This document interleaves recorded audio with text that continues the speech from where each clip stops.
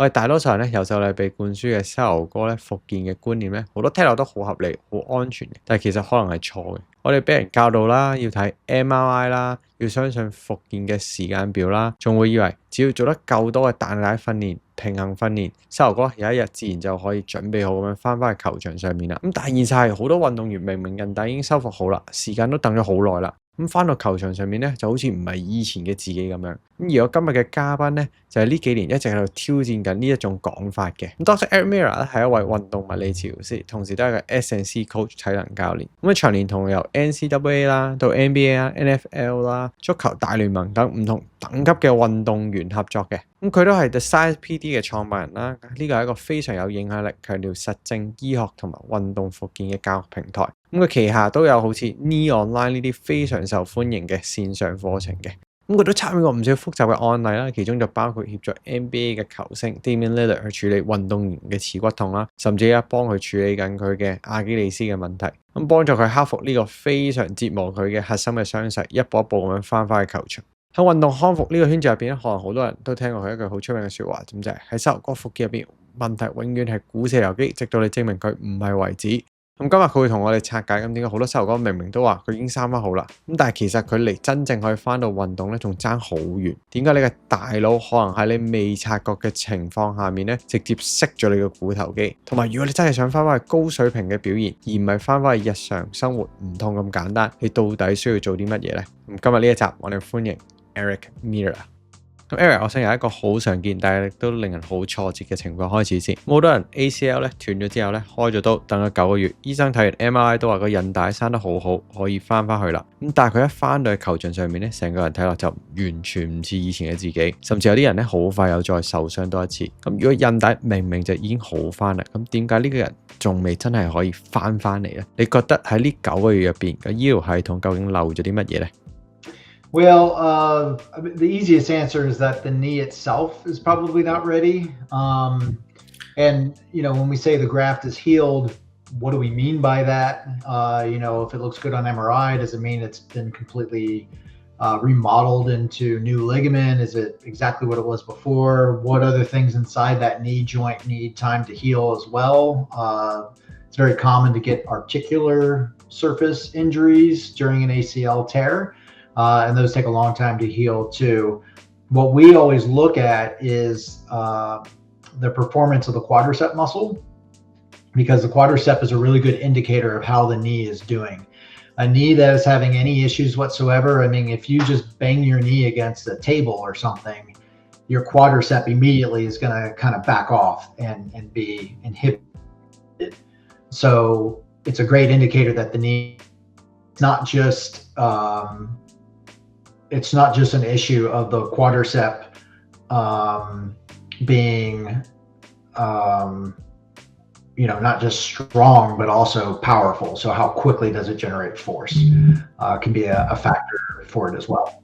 咁啱啱講股四頭肌啦，我知道你一句好出名嘅説話就係叫做喺膝頭哥康復入邊，通常就係股四頭肌嘅問題，直到佢唔係為止。咁但係依家有好多人咧都係講緊臀部肌肉啊、大髀後側啊、後側鏈啊，話呢啲先係保護膝頭哥最重要嘅。咁你覺得咁樣會唔會反而令大家忽略咗真正嘅重點呢？咁點解股四頭肌會咁關鍵，甚至直接決定咗一個運動員之後可唔可以100%咁樣跳啊、切入啊、減速啊，翻到球場上面呢？ Yeah, so the problem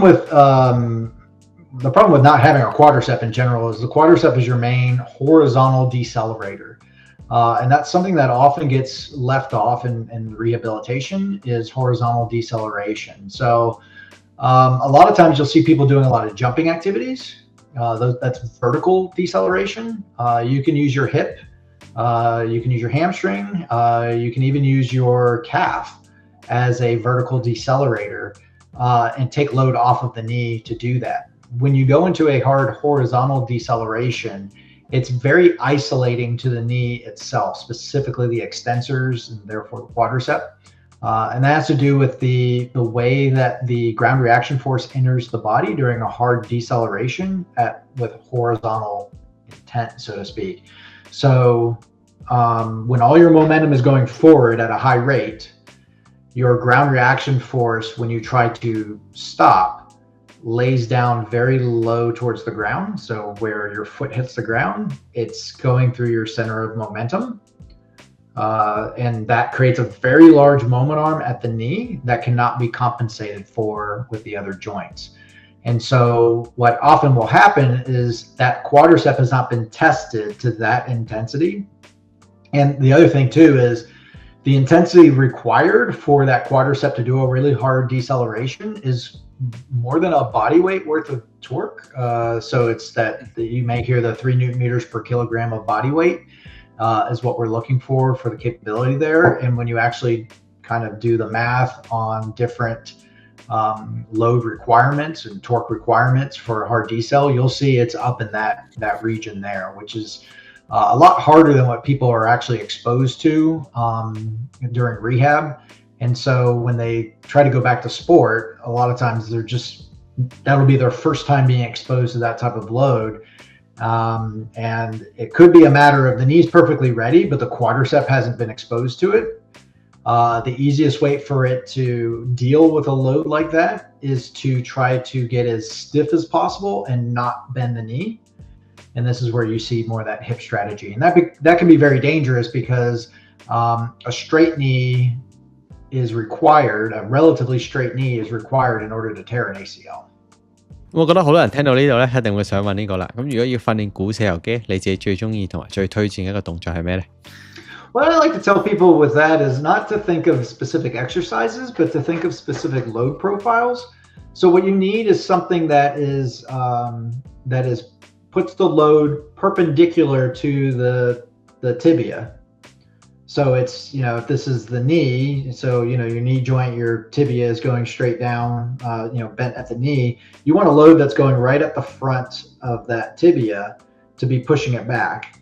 So what that does is create a very long moment arm that does not pass through any other joint, requiring that. So people, they'll come up with all sorts of ways that will bias the quadricep, but that's really what we're looking for. So when you think of, for example, like a Spanish squat you mentioned, when the person falls back, their center of mass is way behind their body, and that creates a force vector that's going perpendicular to the tibia. And so that is a way to isolate the quadricep. The simplest thing is just a leg extension machine, because that's going to isolate the quadricep. And the nice thing with leg extension machine is there is no other muscle you can use to push a leg extension machine. So it's a great way to see what they have available to them, as simple as that is. There are other ways to isolate. There are ways to, like one I described as like doing a wall slide while being up on your toes. And so, you put your back against the wall, you get up as high as you can on your toes, get your feet back as far as you can, as high up as you can on your toes, and then slide down that wall. And as you slide down the wall, you try to make your heels go forward away from the wall. So you're really way up on your toes. And what that does is it makes it that the ankle can't participate. And the fact that you're up against a wall and can't get any movement from the hip makes the hip not really be able to be involved as well. Okay. That's a nice exercise. I should look at that online. Yeah, and you should be able to do that single leg. That's the other thing too. That's how strong the quadricep should be. 咁呢一題咧，我自己真係好好奇啦。你有提過，咁受傷之後咧，大腦其實就好似會將股四頭肌嘅電源直接熄咗佢，因為佢想保護我哋膝頭哥。咁肌肉明明就喺度啦，咁但係大腦咧仲係唔願意真係將佢打翻開，可以用翻。咁運動員究竟點樣對抗自己嘅神經系統咧？你係點樣令到大腦重新將呢個肌肉咁樣連接翻去嘅咧？仲有你大腦究竟喺度驚啲咩？點解佢會咁抗拒咧？ Well, because as I mentioned, the quadricep can generate a body weight worth of load. And when you look at the loads worth of the high amount of torque that is requested of the knee doing really high level activities, it's a lot. And so the knee is just trying to protect itself, saying that I can't handle this load right now. And so I do question sometimes how much we should be trying to cheat that process.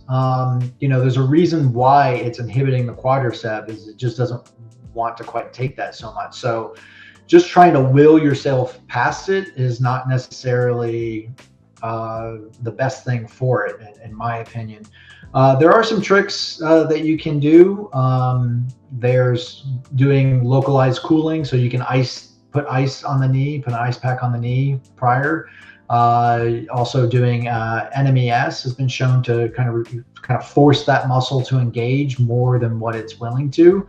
But in my experience, those things don't seem to they make a difference in the short term, but it's not the thing that's going to get you through that final part. That final part is just exposing it to load and letting it find its way there.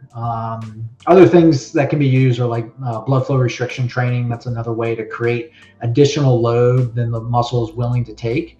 People get confused with blood flow restriction training, thinking it's doing some sort of magical thing. It's just creating an additional load to the muscle that you're working.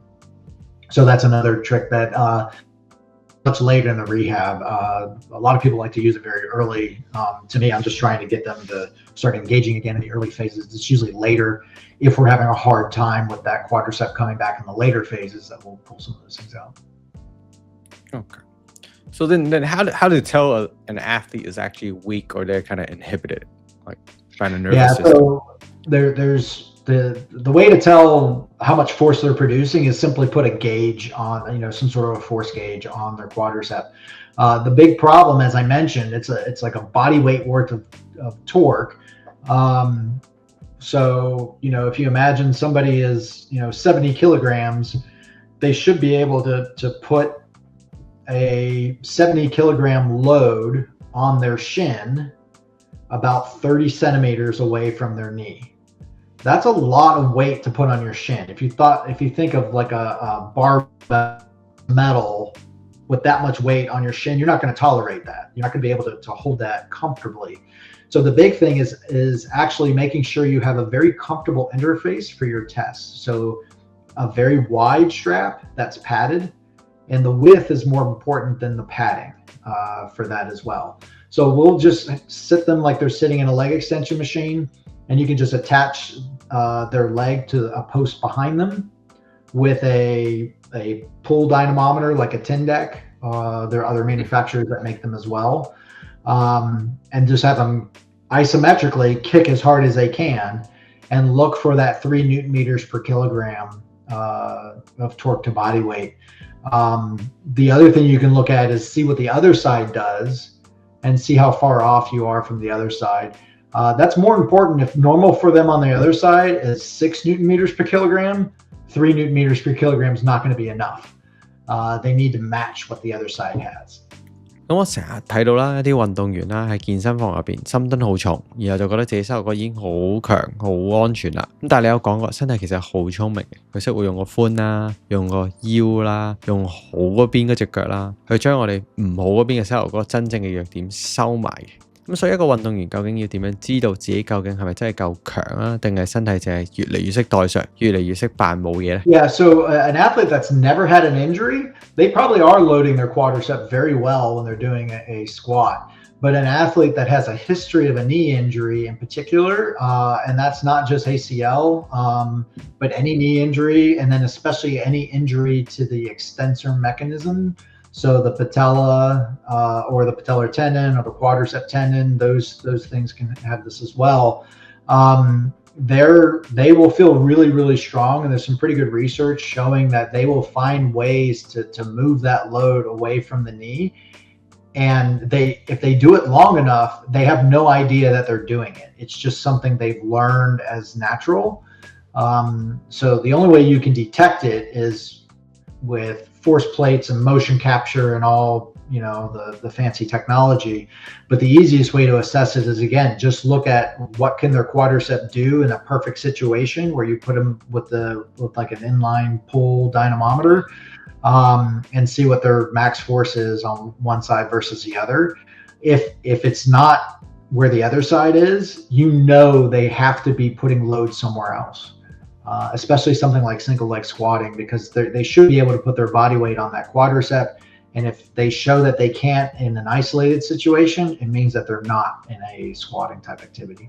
咁講到翻去球場呢件事啦，你覺得依家有好多醫生或者系統成日用嘅邊一種測試，其實我哋唔應該再咁相信呢？咁真正翻到球場啊，或者我哋打波嘅時候呢，一個運動員究竟要達到啲咩標準先叫真正可以準備好呢？因為我以前都有啲客戶同我講啦，咁佢哋有做嗰啲單腳跳嘅呢種測試，然後就話可以翻去做翻佢嘅運動啦。咁但係老實講，雖然有啲人可以跳到出嚟，咁但係你睇得出佢仲係勉強咁樣撐住，勉強咁樣穩定住，咁佢成個人睇落都仲係好冇信心嘅。Yeah, and so the hop test comes from an old study from a surgeon here in the United States named Frank Noyes, that he showed that people who had a hard time doing this hop test, and there's a couple of variations. There's a single hop, there's the triple hop, and then there's a crossover hop, and there's also a 6-meter timed hop, which is rarely used.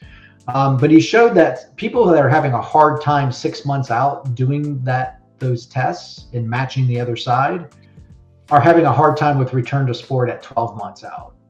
And unfortunately, we took that to mean if we can get somebody to get better at hopping, we will solve the problem. The problem is that hopping actually is a pretty good one-time assessment of somebody's ability to decelerate horizontally, which we just said that requires the quadricep. And so he was actually testing the quadricep just in an indirect way. The problem is when you try to practice hopping and you don't have a quadricep, it doesn't make your quadricep stronger because of that inhibition. It just refuses to engage. They start landing with a stiffer and stiffer knee, so a straighter knee, and they start hinging more at their hips. And so they start using a hip strategy more and more. And what you'll find is they start getting the same distance on both sides, but they actually have not restored the problem, which was their quadricep. And so that can be really bad if that's what you're using as your clearing test, especially if somebody's been practicing those hops repeatedly. What you're testing is their ability to perform a hop, not necessarily their ability to do a hard deceleration, change of direction, dropping hips, all these more athletic type activities.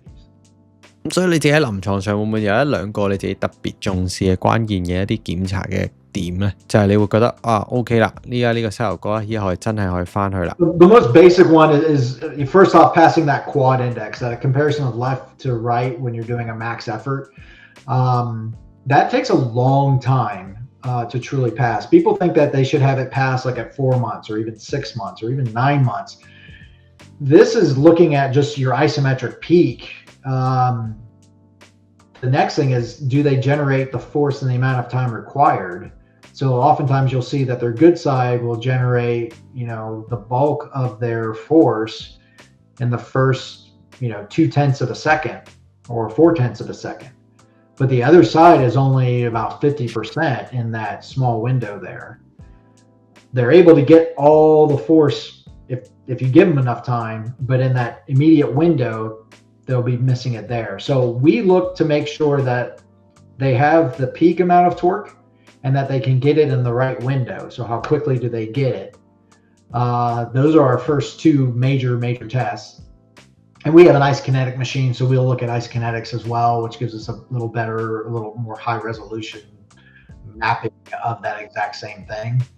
But as far as like an actual functional test, so to speak, so a test that we would do on the field or the pitch, we'll do the 505 test. So a 505, which is just a max sprint effort into a 180-degree change of direction, max sprint back.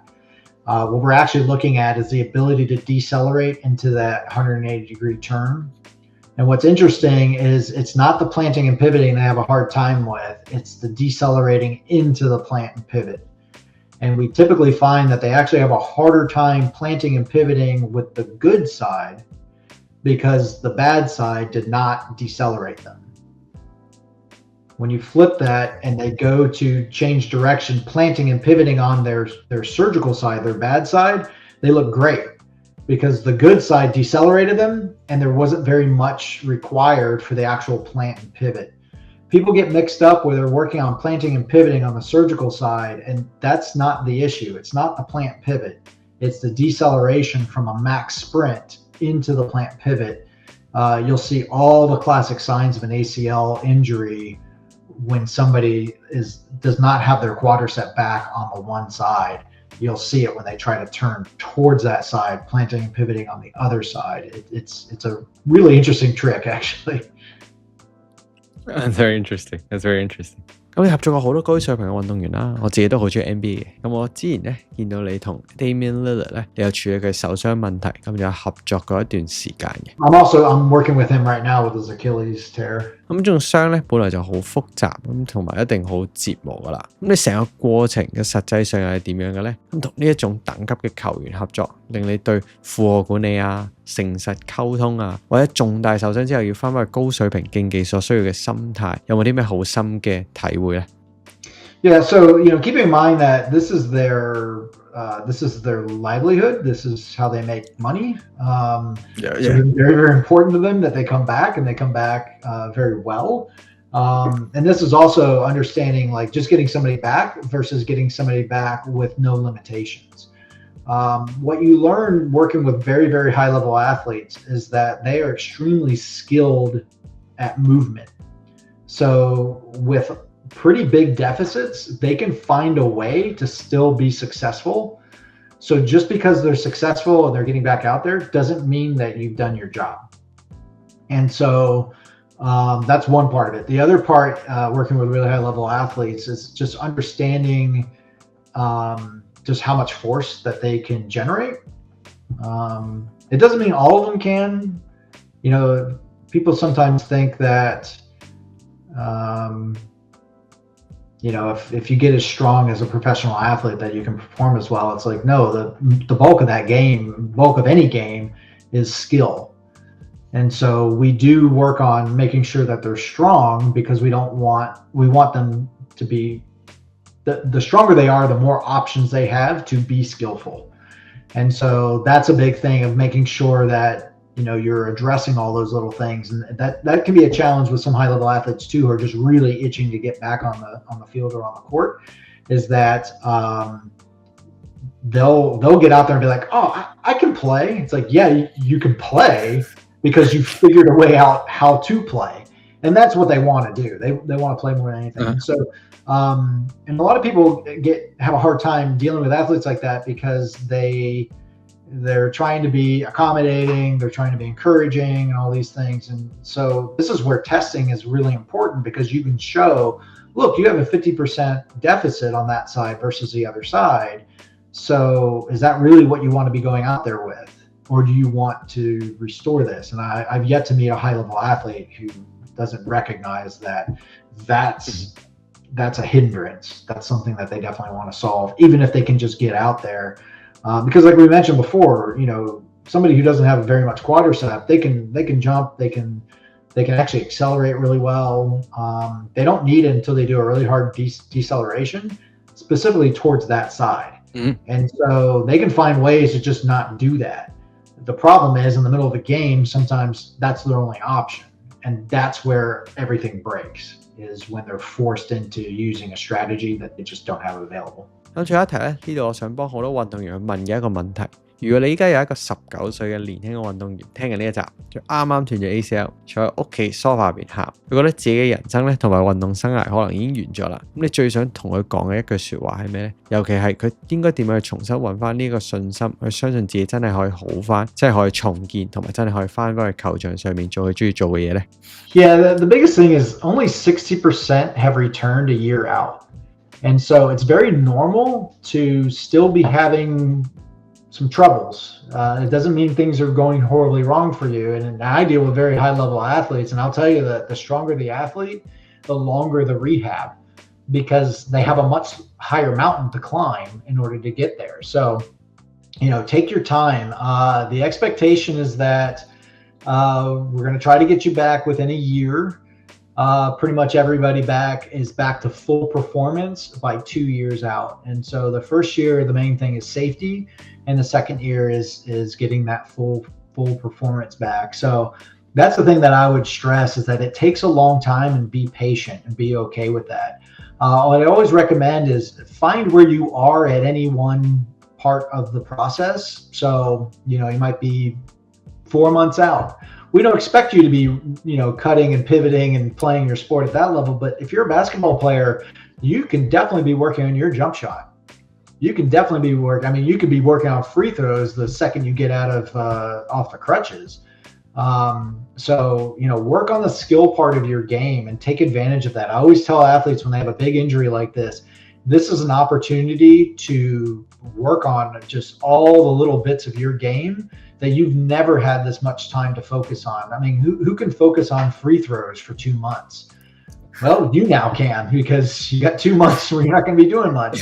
And then we get you into shooting your spot shooting, and now you're doing jump shots. And this is the thing too, as your strength comes back, you're at a percentage. So you might be at 70% of where you need to be. Well, that means you can go out there with 70% intensity and work on your game. Okay. And you're just bringing more and more speed. And remember, it's the hard deceleration. That's the quote unquote dangerous thing to be careful of. So, we'll work on sprints fairly early where they're able to accelerate and just run at a full sprint. And then they just take as long as they need to slow down at the end of it. So they can work on being explosive, all these other things. And then the final thing I'll say is do those leg extensions. I don't care where you are in the rehab, you're doing leg extensions, and keep a short arc on them. Keep them in the deep part, the bent part of the motion. So go from bent to partly straight. That's it. You shouldn't really be going past 45 degrees. And some people say, oh, is it dangerous? No, it's not dangerous. The problem is you can't load it heavy enough if you go all the way straight.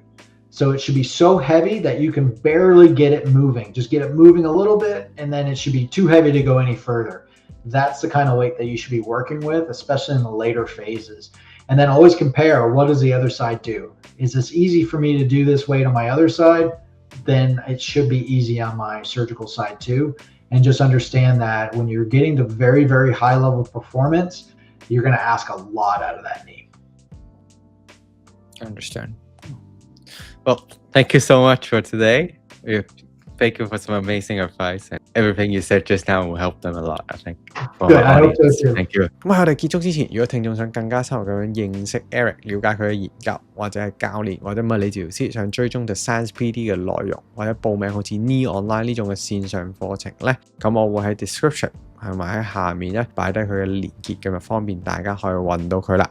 我覺得今日呢場對話咧最震撼我嘅地方咧，就係佢提醒我呢件好重要嘅事。一個膝頭哥已經生翻好，唔代表一個運動員真係可以翻嚟。咁我哋 MRI 可以好靚，時間表咧都可以行晒嘅。咁甚至好多動作都可以完全做到出嚟。咁但係如果力量冇真係咁樣翻嚟，神經系統冇真係咁樣重新咁樣信任呢隻腳，身體仲係用緊代償咁樣將呢啲問題咁收埋咧，咁嗰個人咧嚟真正咁樣翻返去球場上面仲係好遠嘅，而呢個就係點解今日最值得記住嘅就係唔係淨係得股四頭肌好重要咁簡單，更加重要係你唔可以淨係睇一個結構有冇愈合，你要睇嘅係呢個人有冇真係恢復到可以承受高水平運動嘅能力。咁真正復健唔係淨係將你送翻去球場咁簡單，而係令你有能力可以留翻喺球場上面。所以如果你今日係一個運動員、一個教練，或者你喺身邊咁啱有人正喺度經歷緊膝頭哥嘅傷勢，我希望你記住呢一點。唔好淨係問時間到咗未，而係要開始問呢個人係咪真係可以準備咁樣翻返去球場上面。咁如果呢一集對你有幫助嘅，